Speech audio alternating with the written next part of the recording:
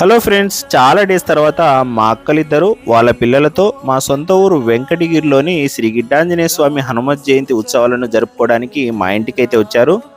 చాలా సంవత్సరాలుగా హనుమత్ జయంతి ముందు రోజు స్వామివారికి మేము కుంకుమార్చన ఇంకా ఆకు పూజలు నిర్వహిస్తూ వస్తున్నాము. అందులో భాగంగానే మా ఫ్యామిలీ మొత్తం కూడా మా కార్ ఇంకా ఇంకొక ఆటోలో అయితే వెంకటగిరికి బయలుదేరాము. వెంకటగిరి కోడుమూరికి ఓన్లీ 7 కిలోమీటర్సే కాబట్టి చాలా త్వరగా అయితే వెంకటగిరికి రీచ్ అయిపోయాము. ఈ ఆలయానికి ఈ మధ్యనే కలర్స్ వేశారు.